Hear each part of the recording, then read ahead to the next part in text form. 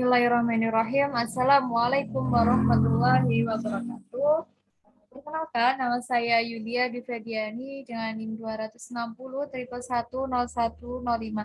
Di sini saya akan menjelaskan hasil kerja pada kuis 1 mata kuliah teori grup 3.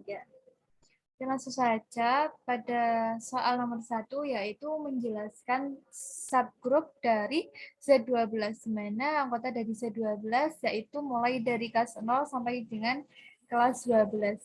Untuk tahap yang pertama, saya akan mencari kelipatan 2 atau siku dari kelas 2, yaitu kelas 0, kelas 2, kelas 4, kelas 6, kelas 8, dan kelas 10.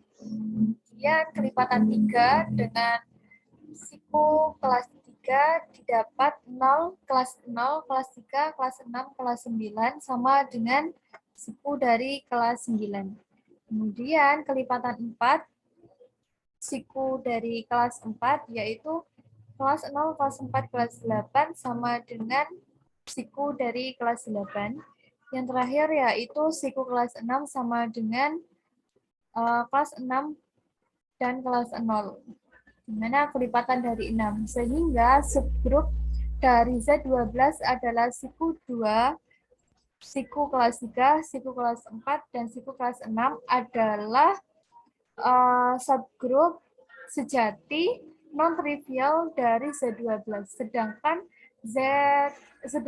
kelas siku kelas 0 adalah subgrup trivial karena kelas 0 menghasilkan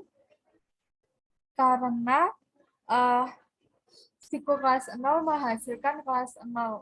Sedangkan kelas 0 adalah identitas. Selanjutnya pada B, yaitu menentukan subgrup dari D12 anggotanya sebagai berikut, di mana karena R pangkat 6 sama dengan 1, maka dapat ditulis sebagai berikut dengan R pangkat 6 sama dengan 1 dipindah di depan sehingga 1, kemudian dilanjutkan dengan R kuadrat, R pangkat 3, R pangkat 4, R pangkat 6, S, dan seterusnya. Nah, di sini saya akan menunjukkan tabel dari tabel Cayley D12 sebagai berikut yang sudah saya rancang. Kemudian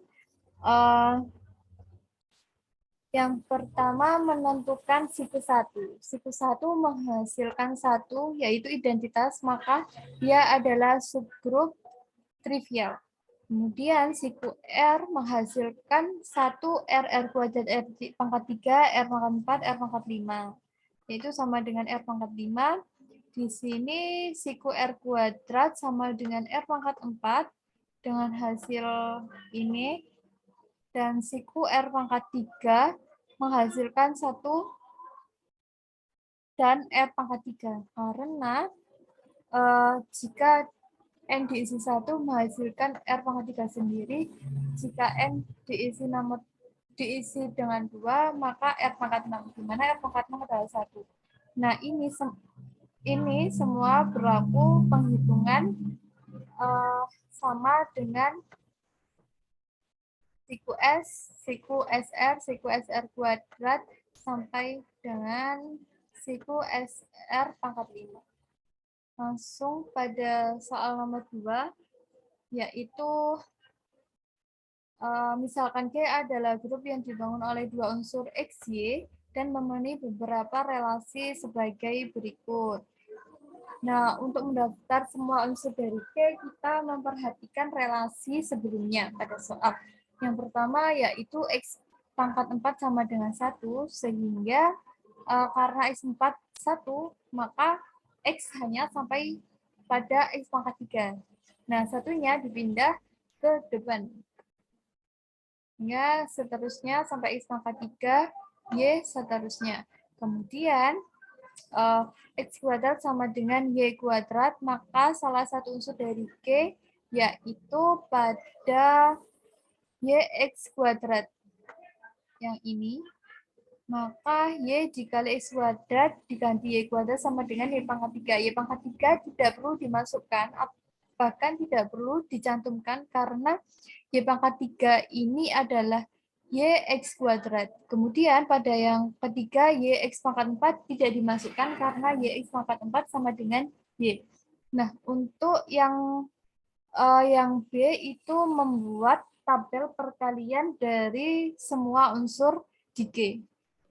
Nah, di sini mulai ada perbedaan pada kolom yang kedua dan baris yang kedua, yaitu 1 kali XX, X kali XX kuadrat kali XX pangkat 3, X pangkat 3 kali X, yaitu 1, karena X pangkat 3 kali X kan X pangkat 4 yaitu 1.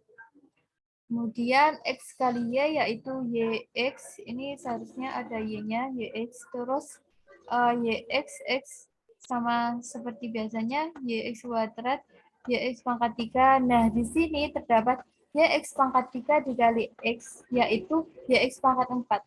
YX pangkat 4 sudah disepakati mulai dari awal, YX pangkat 4 sama dengan Y, sehingga kita ganti dengan Y.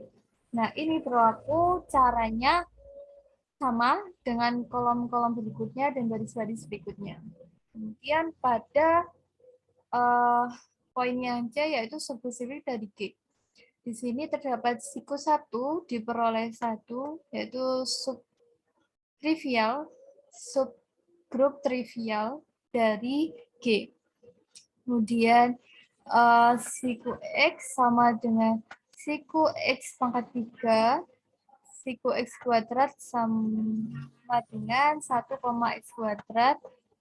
Nah, di sini caranya itu sama seperti sebelumnya pada siku Y, siku XY, siku X kuadrat Y, dan siku Y X pangkat 3.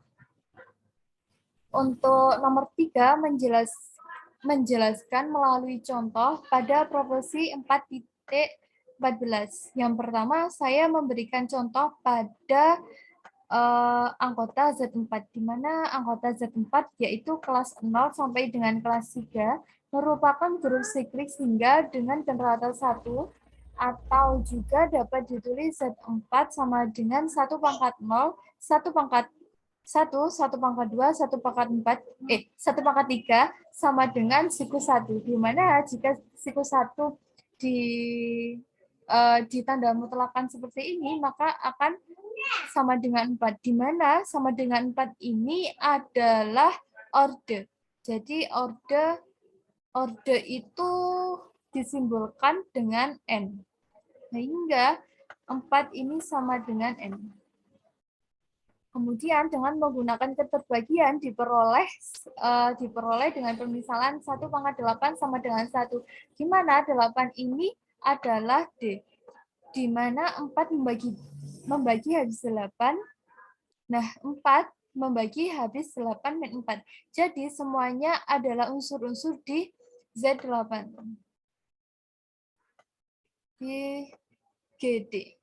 Kemudian, pada proporsi 4.15, di sini saya memisalkan dengan Z6. Z6 ialah anggotanya dari kelas 0 sampai dengan kelas 5. Kemudian saya menentukan orde dari 4 dalam Z6. Maka dengan menggunakan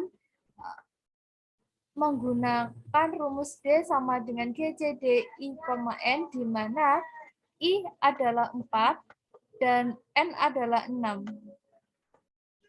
Nah, sehingga kita mencari GCD dari 4,6. GCD dari 4,6 adalah 2. Kemudian kita dapat menyimpulkan bahwa H sama dengan siku G pangkat I berorde N per D, di mana N per D sama dengan 6/2, D-nya yaitu 2, sama ini, sama dengan 3, dengan rumus D sama dengan GCD 1, N, di mana 1, N adalah I, N adalah 4,6. Sekian presentasi dari saya. Jika ada salah kata, wassalamualaikum warahmatullahi wabarakatuh. Jika ada salah kata, saya mohon maaf. Wassalamualaikum warahmatullahi wabarakatuh.